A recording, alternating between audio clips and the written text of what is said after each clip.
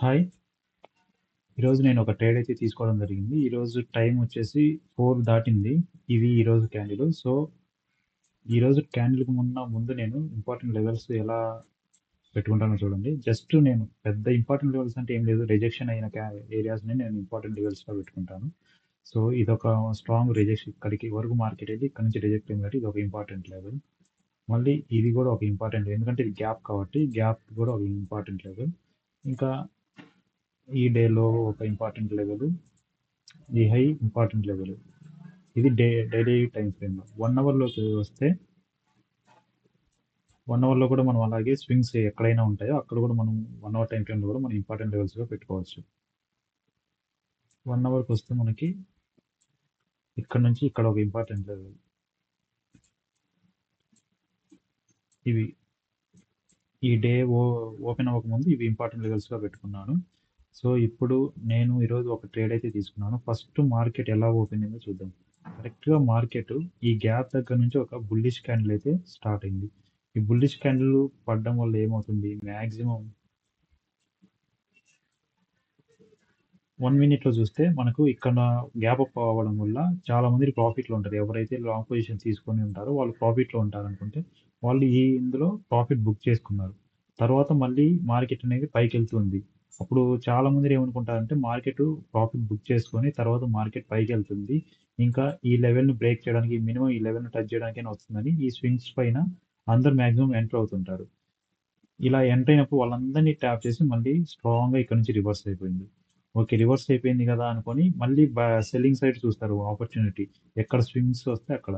So ఇక్కడ కూడా ఈ స్వింగ్ మీద ఎంటర్ అయి ఉంటారు. ఈ స్వింగ్ మీద షార్ట్ సైడ్ ఎంటర్ అయి ఉంటారు.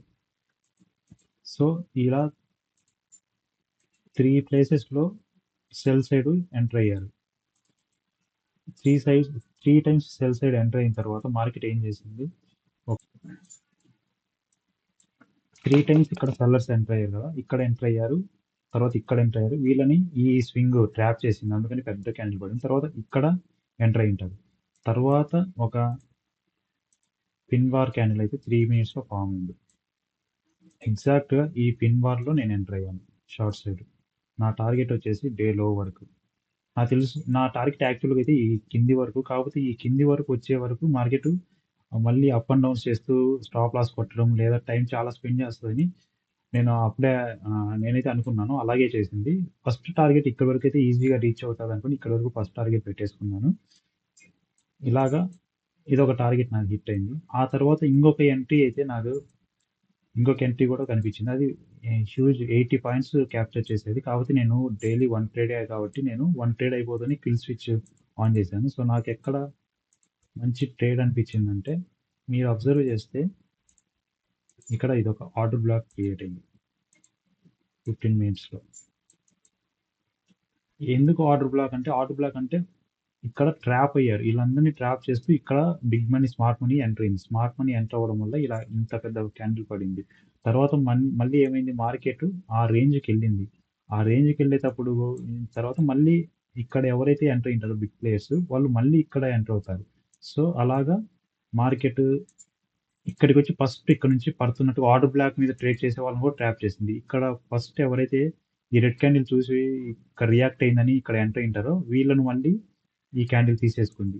ఆ తర్వాత మళ్ళీ పైకి వెళ్ళి ఇక్కడ నుంచి ఫాస్ట్గా సెల్లింగ్ సైడ్ వచ్చేసింది. సో ఇక్కడ 5 మినిట్స్లో కనుక చూసుకుంటే ఇక్కడ మళ్ళీ ఒక ట్రెండ్ లైన్ క్రియేట్ అయింది. ఎప్పుడైతే ఈ పెద్ద క్యాండిల్ పడిందో ఈ పెద్ద క్యాండిల్ కింద ఎంటర్ అయ్యి పైన స్టాప్ లాస్ పెట్టుకొని మినిమం ఈ జోన్ వరకు అయితే టార్గెట్ పెట్టుకుంటే ఎగ్జాక్ట్గా టార్గెట్ అయితే ఇచ్చి ఉండేది. నేనైతే పేపర్ ట్రేడ్ అయితే పెట్టుకున్నాను. ఎగ్జాక్ట్గా ఈ క్యాండిల్ క్లోజ్ అవుతూనే కింద స్టాప్ లాస్ అనుకొని మినిమం ఈ లెవెల్ వరకు అనుకున్నాను. ఈ లెవెల్ వరకు అయితే వచ్చేసింది. ఇది నేను యాక్చువల్గా డేకి 1 ట్రేడే అనుకున్నాను కాబట్టి ఈ ట్రేడ్ తీసుకోలేదు. ఇది కూడా మంచి ట్రేడ్.